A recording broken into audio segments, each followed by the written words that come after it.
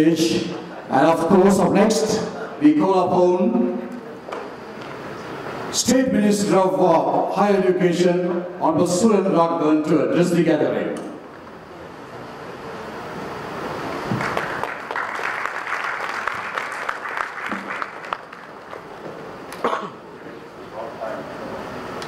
Everyone is waiting for a drink and a dance, I think, I can see in the body. But that reflects what I am more interested in. I am an accidental politician, a decided academic. If I did not come to political science, I would have taken architecture, because that's my passion, maybe next birth. But when I came here, I got 5 minutes late, because the outside crowd, so much of traffic from Kalpiti towards this point of Galadari. If you remember, if you lived in Sri Lanka, or if you ever bothered about Sri Lanka, last year we had a different crowd. Just last year. 1 year in our calendar. And that crowd was using the democratic space in a destructive manner. But this crowd is using democracy in a constructive manner. I think young people who are there out there, whether they are couples, whether they are sisters and brothers, are claiming back the space that the state is supposed to give them. I am a student of political science. I have little or no knowledge whatsoever about construction. So I look at these events from my permanently damaged head, which is a PhD, you know. Another word for PhD is permanently head damaged. So you look at everything from your perspective. Therefore, just let me give a few of my thoughts, since I was told on my way here that I need to share some of my thoughts, because it has been also talked about, Honorable Minister talked about the report that has come, therefore there is concerns. Sustainability as a culture. What might break the limitations of our adaptivity to an eco-friendly constructive culture? What has prevented doing so?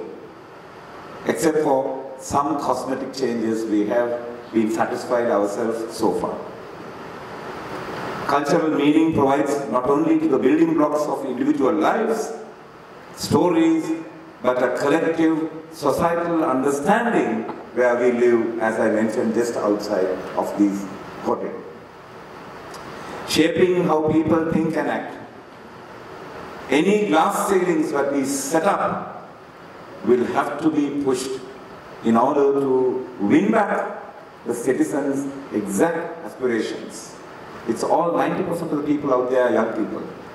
People who will build with their knowledge, dreams, brain and hand, yours and mother's, mine's, mother, Blanca, years to come. They all look very young. I'm so happy today because last year, honestly speaking, last year at this time, I was hiding in a temple because I happened to be a politician, sit in the parliament. Like the history says, that is where we all go. Somebody told me King Balagamba also ran and hid himself in a temple. And I was in a temple last year at this time. And my son, who is in Canada, was constantly asking, are you safe? Are you safe? Are you safe? So today when I was driving, I just called my son and said, I am safe because Sri Lanka is safe, our economy is safe, our people are safe, our foreign policy is safe, and we have ministers like Honorable Dr. Sushil Prem who take the parliamentary democracy to the forefront of safety. And I thank you, sir, for that. I know how difficult it is. We have a vociferous opposition which is very good in finding faults. So that is the danger of the democracy. Anyway, I'll finish soon. This whole culture that I'm talking about of building meaning to people. When you build a house, for you, constructors and architects, it may be a house, just another building. But for the family who is occupying that, it's a story. It's their individual story in humanity that they try to tell. Because I tell you, today is the 22nd, right? 40 years ago, my own house was burnt because I happened to be a Tamil. I may speak good Sinhala, and Udwara Chandananda Thera, I studied Sinhala. Udalla me Surendra, Udalla Kiana Kela Mage Divaduat. මම ඒ වෙලාවේ සිංහල සාහිත්‍ය සමිතියේ සභාපති වෙලා හිටියත් වාසකම දෙවන නිසා අවුරුදු 40කට කලින් අද වැනි දවසක මම මගේ ගෙදර පුච්චලා දවස් 4ක් මම වෙල කැඳුනා හිටියා. අපි මේ කල්චර් එක වෙනස් කළ යුතුයි. මේ සංස්කෘතිය වෙනස් කළ යුතුයි. මේ සමගම අපිට අපේ අනාගතේ මේක භාගයේ දෙන්නට බෑ. ඒ නිසා අපි සිංහලද දෙමළද මුස්ලිම්ද බෞද්ධද කතෝලික නොව we have to come together as one mother, Sri Lanka's daughters and sons. And that is exactly what India is doing. 300 languages, 28 states, and I don't know how many religions, but definitely 33 million gods in that country.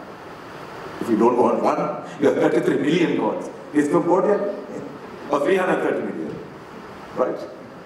But they are living together. They are ready to take the world.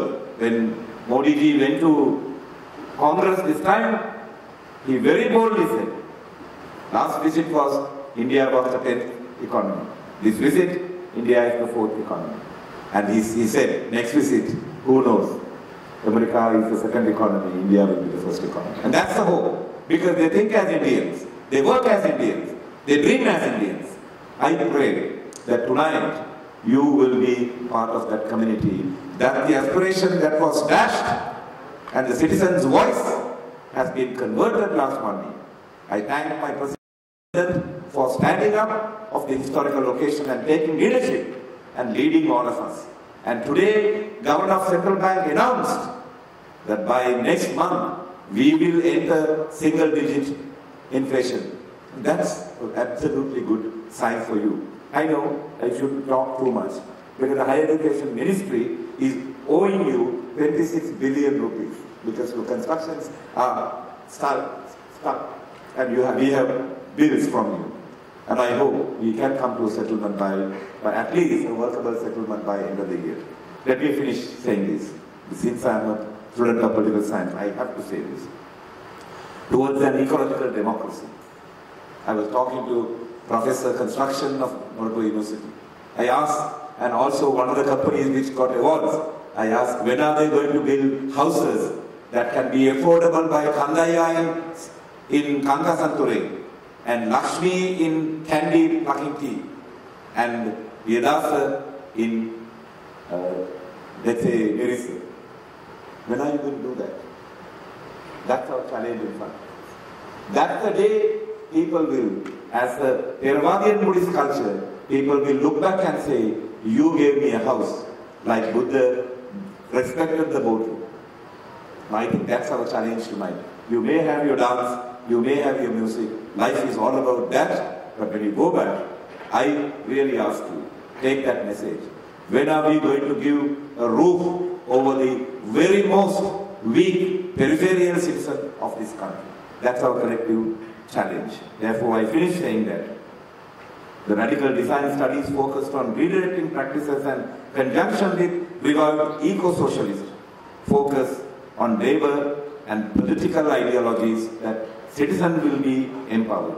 It is suggested that a political ecology design is needed now. It is no more design board alone. It is a conversation between us, you, us as policymakers, you as professionals, and with the citizen who is at the periphery. I wish you tonight a great success, and also one more step towards Mother Lanka's claiming her position in the history and in Asia. I thank you, ladies and gentlemen.